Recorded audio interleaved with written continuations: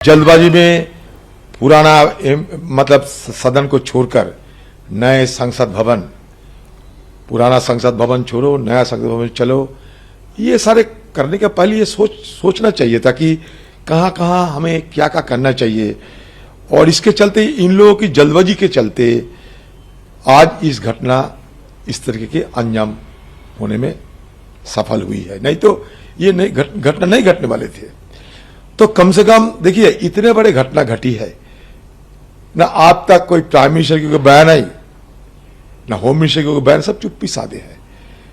मतलब इनसे कोई ताल्लुकात ही नहीं है। लगता है कि देश की प्रधानमंत्री सेंगोल लेके जब पूजा पाठ करते हैं नया सदन के अंदर, तो वो नया सदन की आज ये हालत क्यों हुई?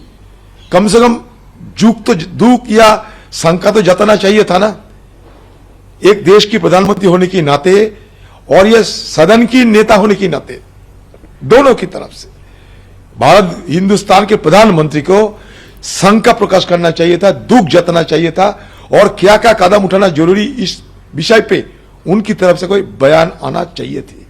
ये बड़ा तजुब लगता है कि प्रधानमंत्री के साथ हिंदुस्तान की और भारतवर्ष की हमारा जो ऑगस्ट हाउस है पार्लियामेंट, कोई लेना देना ही नहीं है। সংসদে স্মোক ক্যান নিয়ে তাণ্ডব, আর সেই তাণ্ডবের ঘটনায় সাসপেন্ড সংসদে নিরাপত্তার দায়িত্বে থাকা 7 নিরাপত্তা আধিকারিক। সংসদের 7 নিরাপত্তা আধিকারিককে সাসপেন্ড করলো লোকসভার সচিবালয়। স্বরাষ্ট্র মন্ত্রকের নির্দেশে আপনারা জানেন তদন্ত কমিটি গঠন হয়, নেতৃত্বে সিআরপিএফ এর ডিজি আনিশ দয়াল সিং। কিন্তু এই মুহূর্তের যে খবর রয়েছে, লোকসভার সচিবালয় তারা 7 নিরাপত্তা আধিকারিককে সাসপেন্ড করলো। কথা বলবো, আমাদের সঙ্গে রয়েছেন আমাদের প্রতিনিধি বিজেন্দ্র সিংহ। বিজেন্দ্র, বিস্তারিত জানাও।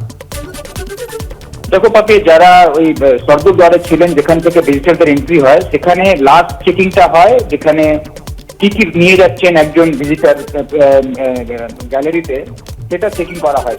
সেখানে নিয়ম রয়েছে শুধুমাত্র যে পাস তাদের রয়েছে সেটা, এবং একটা আধার কার্ড বা কোনো আইডেন্টিটি কার্ড যদি থাকে সেটাই তারা নিয়ে যেতে পারবেন। সেক্ষেত্রে একটা সিকিউরিটি ল্যাপস হয়েছিল যে জুতোর মধ্যে ওই ক্যানগুলো কি করে তারা নিয়ে চলে গেল দুজন গতকাল, এবং এই সেখানে যারা চেকিং এ গতকাল ছিলেন 7 জন, তাদেরকেই লোকসভা সচিবালয় থেকে আজকে সাসপেন্ড করা হয়েছে। প্রাইমারি স্টেপ আজকে এটা নেওয়া হয়েছে, যেহেতু গতকাল রাত্রিরে হোম মিনিস্ট্রি একটা হাই লেভেল কমিটি গঠন করে দিয়েছে এবং তারা তদন্ত করছেন। দিল্লি পুলিশ এফআইআর করেছে, ইউএপি এর ধারাতেও কেস করা হয়েছে।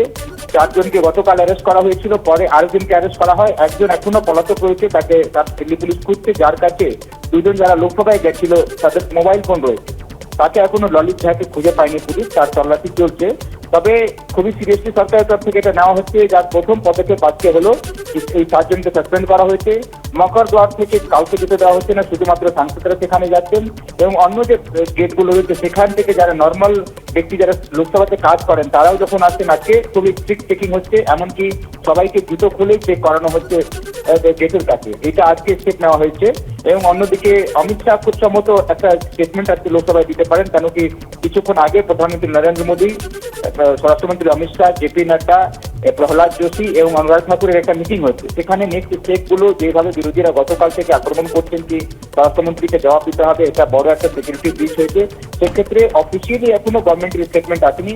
মনে করা হচ্ছে যে আজকে হয়তো একটা প্রাইমারি স্টেটমেন্ট অমিত শাহ লোকসভা বা রাজ্যসভায় দিতে পারে। একদমই বিজেন্দ্র, আজকে অবশ্যই নজর থাকবে সেদিকে যে লোকসভায় কি হয়। কিন্তু গতকালকের যে ঘটনা ঘটেছে, যে ধৃত 5 জনের বিরুদ্ধে ইউএপিএ ধারায় মামলা দায়ের করেছে দিল্লি পুলিশ, কিন্তু গতকাল সংসদে হামলার 22 বছর পূর্তির দিনেই লোকসভায় স্মোক ক্যান নিয়ে তাণ্ডব চলে। সেই মুহূর্তের ছবি আপনারা দেখতে পাচ্ছেন। সড়ম্বরে নতুন সংসদ ভবন উদ্বোধন হলো, আর তার 6 মাসের মধ্যে একেবারে বেআব্রু হয়ে গেল পার্লামেন্টের নিরাপত্তা।